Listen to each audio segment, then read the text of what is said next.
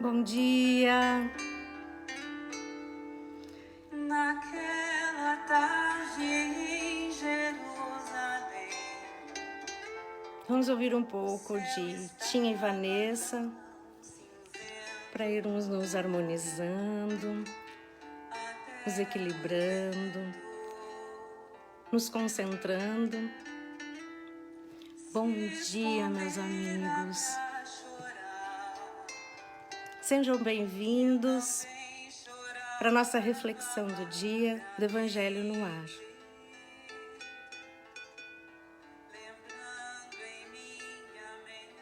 Bom dia, Dai! Que bom! Tua energia maravilhosa, sempre presente. Natália! Oi, querida, que saudade de você! Agora na pandemia a gente quase não se vê, né?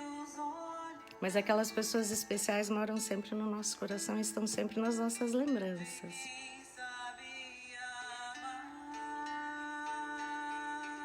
Vocês conhecem essa dupla? Tim e Vanessa. Eles são cantores de músicas, de composições espíritas, eles têm músicas maravilhosas. Olá, bom dia, Célia, bem-vinda, querida. A Dilma, bom dia também, que Deus nos abençoe a todos. Anelore, lindo dia para todos nós. Mais lindo ainda agora com a presença de Jesus, né? Então, vamos lá? Pedindo a Jesus a sua presença sublime, maravilhosa, amiga nos nossos corações. Pedimos a Ele que ilumine a nossa mente, para que nós possamos estarmos sempre conscientes do nosso caminho, dos nossos objetivos, das coisas que viemos fazer aqui. E agradecemos mais uma vez, Senhor, a oportunidade de estarmos aqui. Tu, Jesus, que és filho do nosso Pai maravilhoso, assim como nós, e como um irmão mais velho, nos mostra o caminho. Esteja conosco. Olá, vamos lá então. Hoje, o nosso assunto do livro Pão Nosso, capítulo 52, Perigos Sutis. O nome é bem sugestivo, né? Perigos sutis. Do que nos fala esses perigos sutis? Do que nos falam, né? E vamos assim, perigo. Perigo sutil. Então quer dizer que existem perigos que são sutis e que a gente não consegue percebê-los, muitas vezes tão claramente, quando eles se fazem presentes na nossa vida, não é? Vamos ver então de onde Emmanuel tirou esse título e na sequência o texto que a gente vai ler. É um versículo de Coríntios 1, a primeira epístola de Paulo aos Coríntios, capítulo 10, versículo 7. Não vos façais, pois, idólatras. Não vos façais, pois, idólatras. Então, Paulo, nesse versículo, está nos dizendo, então, para que a gente não aceite nos tornarmos e não nos façamos idólatras. O que é idólatra? Um idólatra é aquele, então, que adora um ídolo. E o que seria, então, nesse caso, um ídolo? O que a gente entende como um ídolo? O que significaria isso, né? Um ídolo é aquele pelo qual a gente desenvolve um amor exagerado. Quem é esse? Pode ser qualquer coisa que a gente escolha amar exageradamente, além do normal, ou seja, muitas vezes, inclusive patologicamente, se é que se pode dizer assim. E quais os ídolos que a gente pode escolher? Bom, eu conheço pessoas que amam e seguem vertiginosamente ídolos nas redes sociais, por exemplo, né? Atores, atrizes, Big Brothers. Sei de pessoas que seguem ídolos no seu dia a dia, por exemplo, o materialismo, as facilidades e o conforto, não só da vida material, mas da fuga da vida espiritual e da fuga de uma busca de uma vida mais profunda e com mais sentido junto à espiritualidade que se faz presente nas nossas vidas. Então, é uma divindade que se adora. Mas então, quando Paulo, o apóstolo dos gentios, de quem nós falamos no nosso último encontro, de quem ele está falando? Para quem ele se dirige? O que especificamente ele quer dizer? Então, Paulo está falando aqui, nessa carta aos Coríntios, porque ele esteve viajando. Paulo fez 3 grandes viagens, as grandes viagens de pregação, onde ele foi, se dirigiu por toda aquela região ali oriental, da Macedônia, naqueles locais. E ele ficou pregando na sua última viagem, nessa região ali, por 3 anos.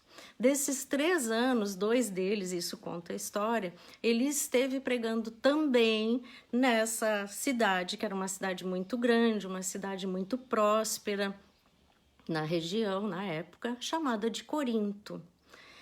E aí ele esteve lá, pregou muito, e lá ele fundou uma igreja, para que quando ele se ausentasse, para que quando ele não mais ali estivesse, aqueles irmãos continuassem então divulgando a mensagem de Cristo e continuassem então encontrando um caminho mais saudável espiritualmente.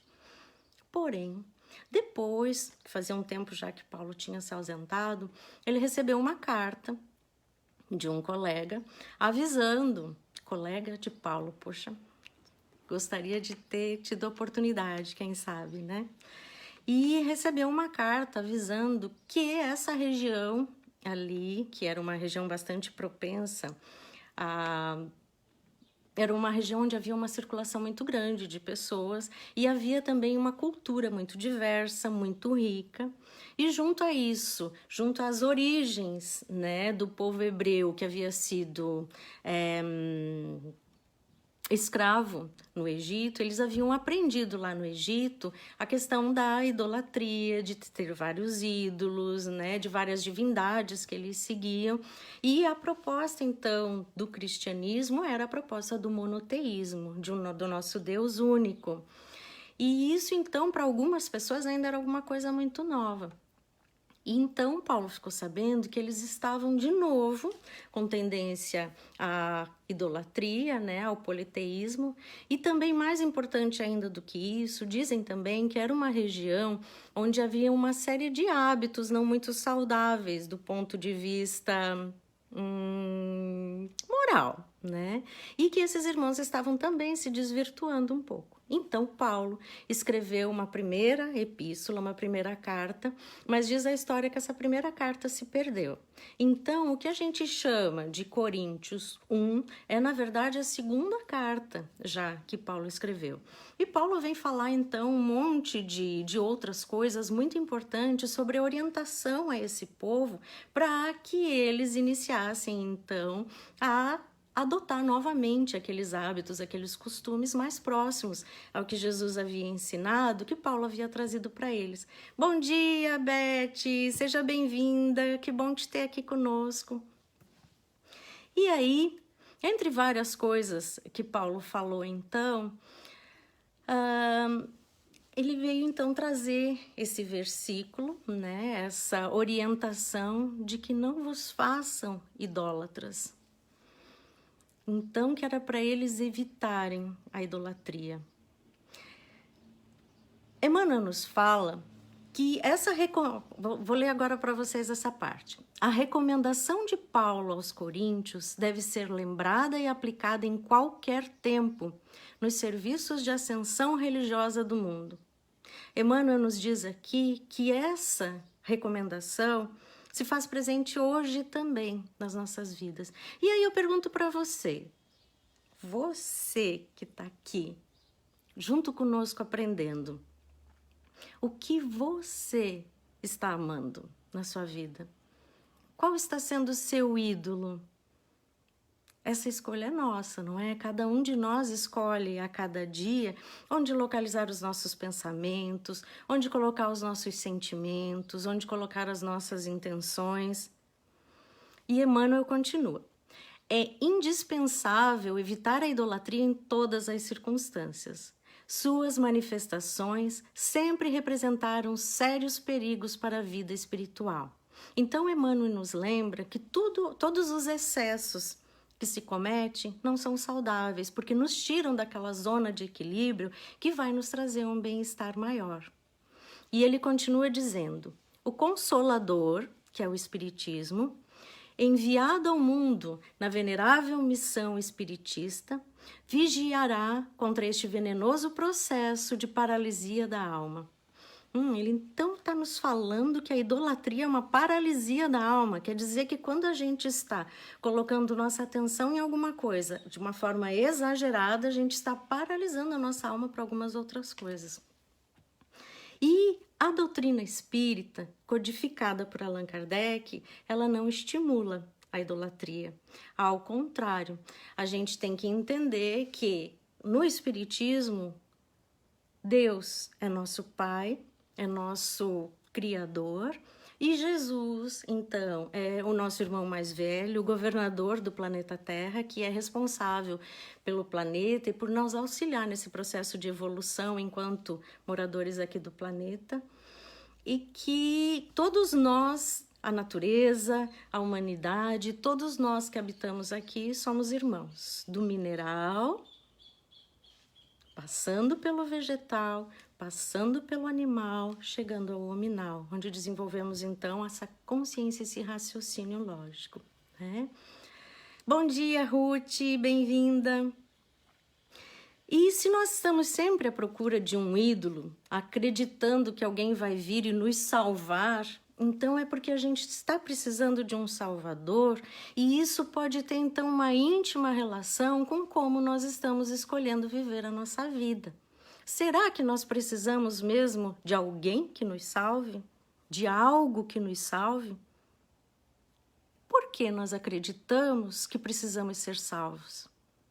E se nós, então, pararmos um pouquinho, pensarmos na mensagem de Paulo e avaliarmos que os responsáveis por nós somos nós mesmos e quem tem que nos salvar somos nós. E como, então, a gente pode se salvar? Se não seguindo o caminho que Jesus nos ensinou. A gente tem a receita, a gente tem um modo de fazer.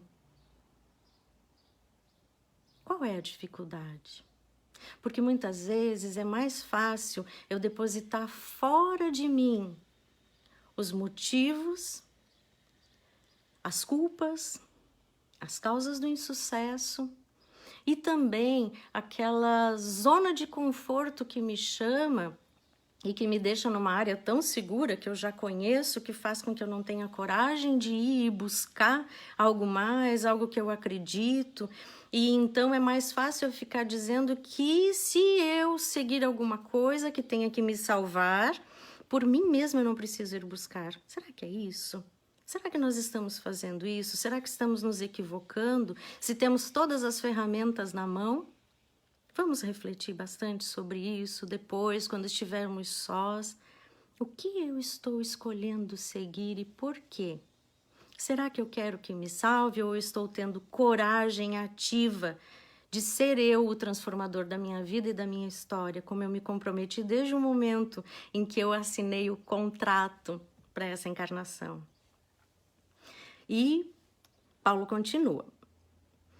Aqui e acolá, surgem pruridos de adoração que se faz imprescindível combater.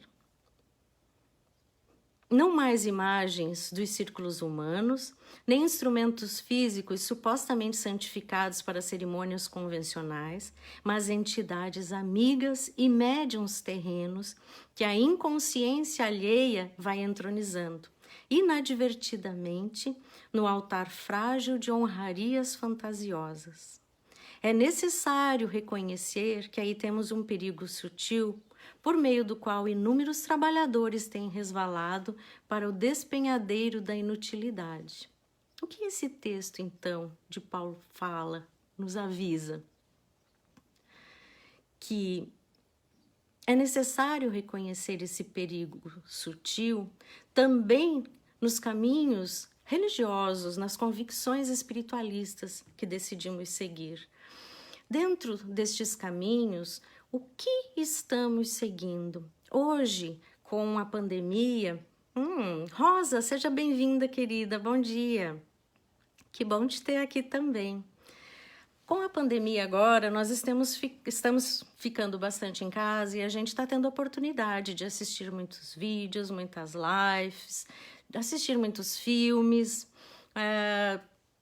enfim, há muita informação disponível. Quais são as informações que nós estamos escolhendo acessar? Onde nós estamos depositando a nossa energia? O que nós estamos buscando? E nesse momento, então, a gente tem que lembrar que sempre que a gente escolhe, nós escolhemos, olha a nossa responsabilidade aí de novo, que nós escolhemos assistir ou ver alguma coisa, nós temos a responsabilidade sobre isso e a influência que isso pode ter na nossa vida. Desse modo, eu te pergunto, você acredita em tudo que você assiste? Você acredita em tudo que te dizem? Ou você é daquele tipo de pessoa que prefere se informar, ler, buscar saber se aquela informação está correta? E aí reside uma coisa que a gente tem que ter muito cuidado. Bom dia, Maria Mafalda, seja bem-vinda. E aí reside uma coisa que a gente tem que ter muito cuidado. Às vezes, as informações podem ser desencontradas, as pessoas podem colocar coisas falsas como sendo profundamente verdadeiras, e não é raro acontecer de pessoas que desenvolvem uma determinada liderança numa determinada área, inclusive na região das religiões, dos espiritualismos, etc., que depois de um certo tempo começam a ser seguidos como se tudo que eles dissessem fosse verdadeiro. E a gente tem que lembrar de uma coisa muito importante. Somos todos humanos. Se somos todos humanos, somos todos falíveis. Se somos todos falíveis, então todos erramos, não é verdade? Então, será que existem pessoas perfeitas? Será que existem pessoas às quais eu possa seguir de olhos fechados, pessoas que estão me mostrando o caminho da salvação, o caminho de alguma coisa qualquer? Aí é que o Espiritismo nos chama, por ser uma... Kardec falou que... Deixa eu achar... reservei tanta coisa bonita aqui para vocês, mas vamos falar essa passagem bem simples de Kardec, que ele diz que é melhor a gente rejeitar uma verdade, né, do que aceitar mentiras. É melhor a gente rejeitar 3 verdades do que aceitar uma mentira. Olha a profundidade disso e a simplicidade disso. Por quê? Porque se eu rejeitar uma verdade, eu talvez esteja perdendo a oportunidade de seguir um caminho. Mas eu aceitar uma mentira significa que eu vou escolher o caminho errado. E eu vou trilhar por algum tempo esse caminho errado, acreditando que ele é o certo. E isso significa, meus irmãos, perda de tempo, perda de oportunidade. E aí poderíamos dizer, puxa vida, mas eu acreditei naquela pessoa que me falou aquilo, ou eu acreditei naquele texto que eu li. E aí, de novo, eu vou voltar e a gente vai lembrar aqui, mas quem que leu? Não fomos nós? Quem que escolheu aceitar aquilo como verdade? Não fomos nós? Então, quem são de verdade os responsáveis? Nós mesmos. E Emmanuel continua. As homenagens inoportunas costumam perverter os médiuns dedicados e inexperientes, além de criarem certa atmosfera de incompreensão que impede a exteriorização espontânea dos verdadeiros amigos do bem no plano espiritual. E aí eu venho chamar a atenção de vocês para uma coisa chamada de vaidade. Todos nós Somos extremamente falíveis, todos nós temos muitos problemas enquanto seres humanos. Ai, que bom, né? Se não, se a gente já tivesse num certo nível de perfeição, a gente não ia estar mais aqui, não é? Então tá tudo bem, tá tudo bem. Mas, se a gente ainda tem vaidade, o que falar então das pessoas que quando assistem alguma coisa que gostam, enchem de likes, ou colocam dislikes, ou fazem toda essa questão, e não raro, antes da gente estar nesse período em que a gente fica no isolamento social, né? Mas quando nós tínhamos a oportunidade de estarmos juntos todos, e quando acabava uma palestra de um médium assim mais renomado, mais conhecido, vinha todo aquele séquito séquito de pessoas que vinham agraciá-lo, agradecê-lo, estimulá-lo, né? Falando a ele sobre como ele falava bem, como a mensagem que ele trazia. E isso é delicado. Por quê, meus irmãos? Porque o médium é apenas um veículo, ele é um meio.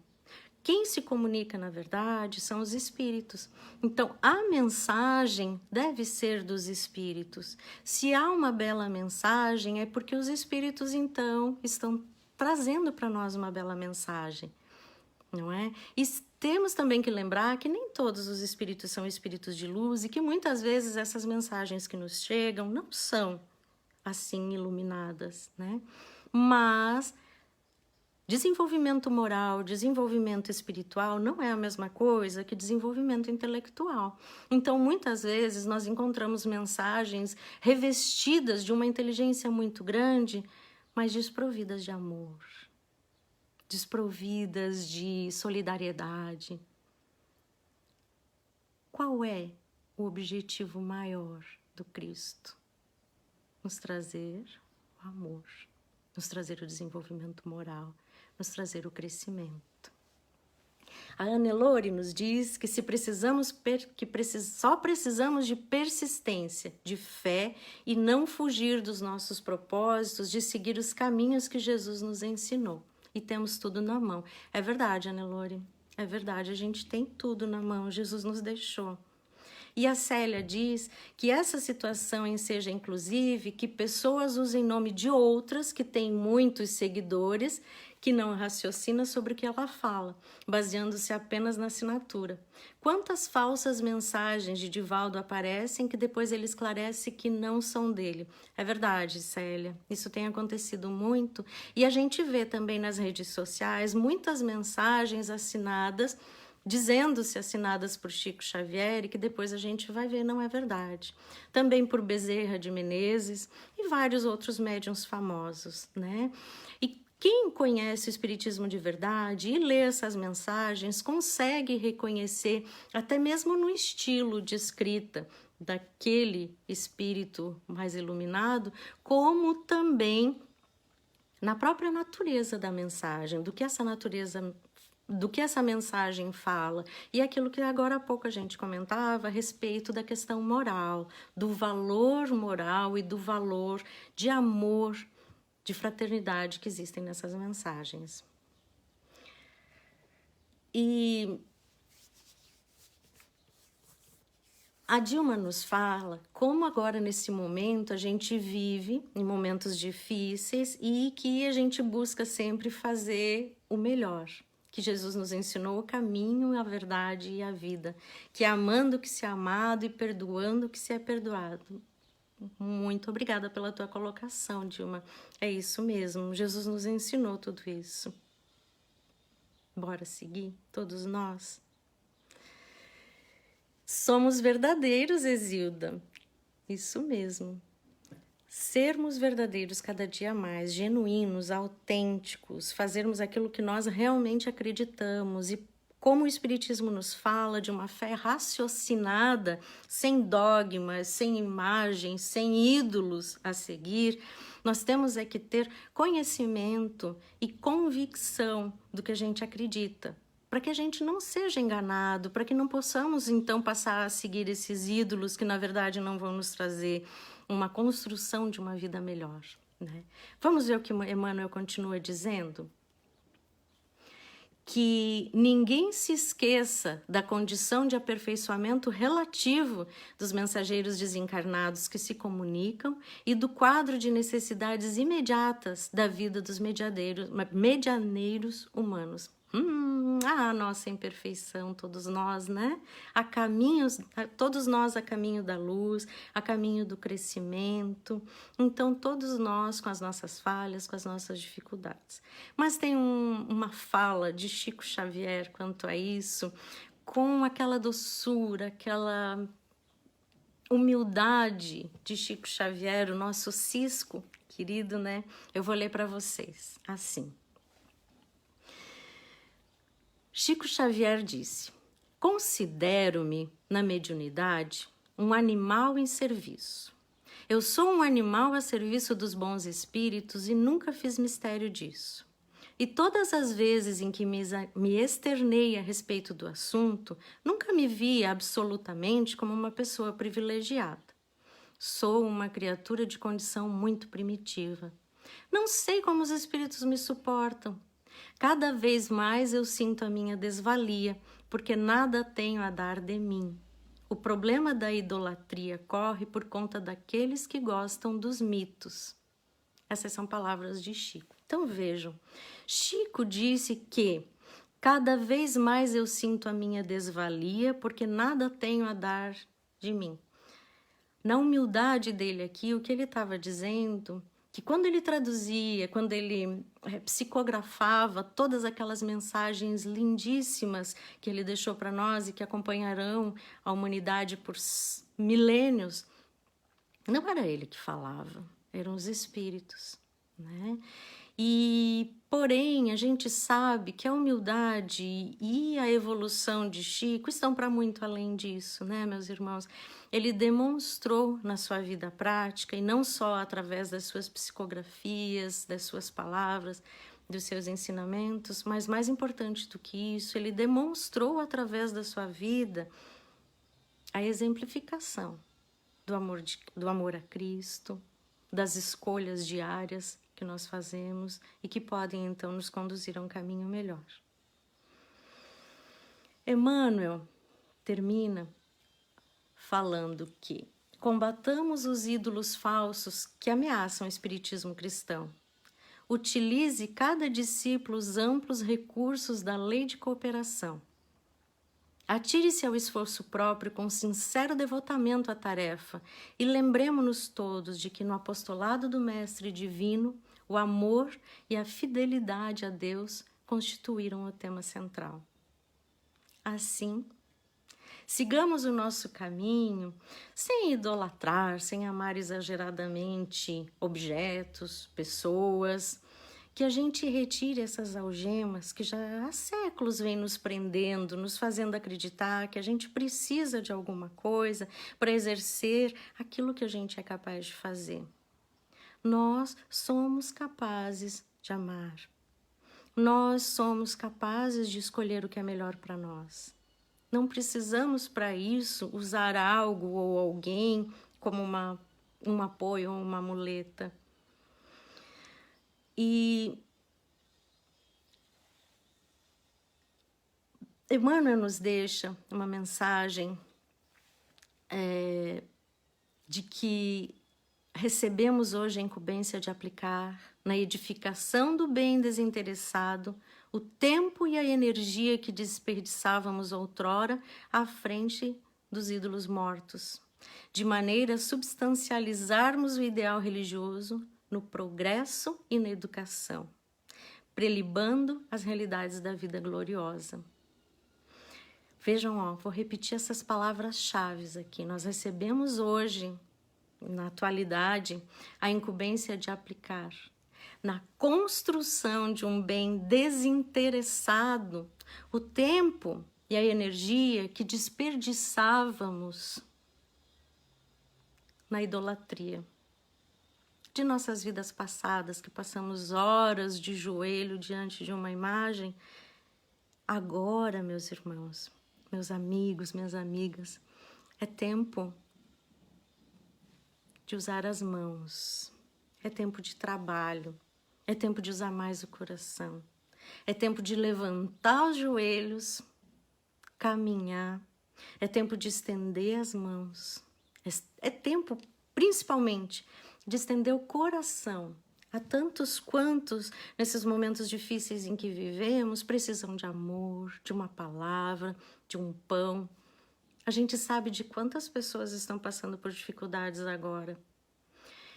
Nos concentrarmos em uma oração, vibrarmos pelos nossos irmãos, em momentos de isolamento social, é algo de mais belo que podemos fazer.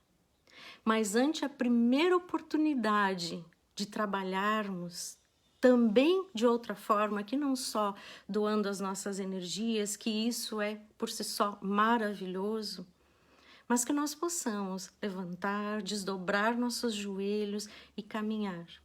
Uma cesta básica aqui, alguma roupa ali. Estamos nos aproximando do inverno, né? Nós estamos numa época de inverno dos corações.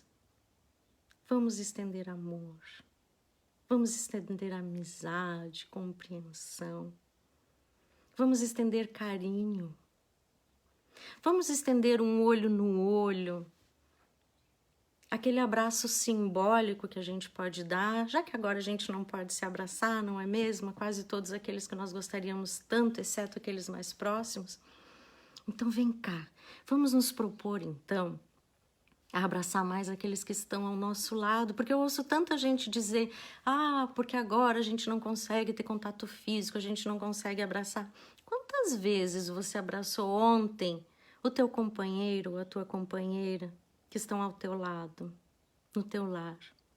Quantas vezes você abraçou ontem o filho e a filha já adultos? Quantas vezes você pegou no colo esses filhos? Ontem, dia 21, a gente teve a oportunidade, né, de um feriado, de estar em família, aos que puderam, aos que estavam trabalhando, aos nossos amigos que trabalham na saúde.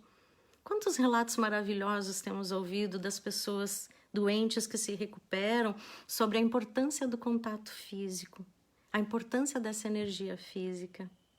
Então, poxa vida, vamos fazer uma proposta conosco mesmos? Vamos parar de falar sobre aquilo que nós gostaríamos de fazer e vamos fazer o que nós podemos fazer? Vamos ser mais práticos? Vamos abrir mais os braços e abraçar o filho, a mãe, a sogra, a tia, todo mundo que está ali perto convivendo conosco. E aqueles que não estão perto, que a gente não pode abraçar, que usemos então o dom da palavra, de digitar umas palavrinhas lá no WhatsApp, mandar umas figurinhas bonitinhas. O que importa é a energia que te move, é o amor que você coloca nisso tudo. Não interessa aqueles tempos em que nós precisávamos, lá atrás, em vidas muito passadas, ficar horas diante de uma imagem, pedindo que nos ajude e pedindo convictamente de que nos ajude, que mude a nossa vida, que opere a nossa vida. Nós temos que operar. Nós podemos mudar. O que a gente deve sim pedir é ajuda, para que a gente consiga visualizar melhor as oportunidades, para que a gente abra um pouco mais a nossa mente e consiga perceber toda essa beleza que está ao nosso lado, na nossa vida do dia a dia e não longe de nós. Que nós possamos perceber que não precisamos de ídolos materiais, que a gente não precisa sonhar com aquela casa maravilhosa, com aquele carro assim, com aquela viagem assado. Nós temos que sonhar o agradecimento da vida que nós estamos tendo oportunidade de viver aqui, agora. E não pensar em tantas pessoas que poderíamos encontrar no caminho, e agradecer a oportunidade das pessoas que temos hoje ao nosso lado, no nosso caminho. Isso não significa que sejamos ingênuos, que sejamos permissivos, que aceitemos que nos maltratem, de jeito nenhum. De jeito nenhum. A gente tem que ter muito claro para nós o nosso valor.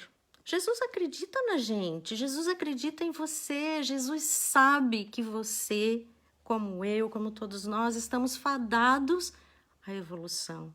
O nosso destino, meus irmãos, é a perfeição, queiramos ou não, aceitemos ou não. A gente pode demorar um pouco de tempo mais, né? Se a gente não encarar isso de frente a frente.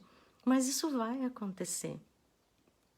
E quando a gente lembra que a gente é filho de Deus, aquele Pai amoroso, sublime, que nos dá tudo que a gente precisa, então a gente está assim no lugar certo, com as pessoas certas, do jeito certo. Aceitemos o que precisa estar. Mas ele não nos disse que nós tínhamos que nos sujeitar a aceitar menos, de jeito nenhum. A gente não deve aceitar ser maltratado. Como que a gente vai reagir a isso então? Será que a gente vai brigar? Como a gente vai lutar por esse amor? Amando. E aí vem aquilo que Jesus nos disse, dá outra face. Quando alguém te agride, quando alguém te dá menos do que você acredita, não use vingança, não use rancor, retalhamento. Ao contrário, dá outra face. E qual é a outra face? Ame. Ame, ame, ame, ame. Como que eu vou amar, né? Ore, vibre, deseje o bem. E lembre, ninguém age na maldade por vontade de ser mal. Todos nós estamos a caminho tentando acertar, tentando buscar fazer o nosso melhor. Pode ter convicção disso. Raros são nossos irmãos que são maldosos na essência. Mas mesmo assim, eles são extremamente úteis para nos ensinar a trilhar esse caminho. Não é verdade? Então acredite que todos estão movidos por boas intenções, mas que na nossa imperfeição a gente ainda não sabe amar.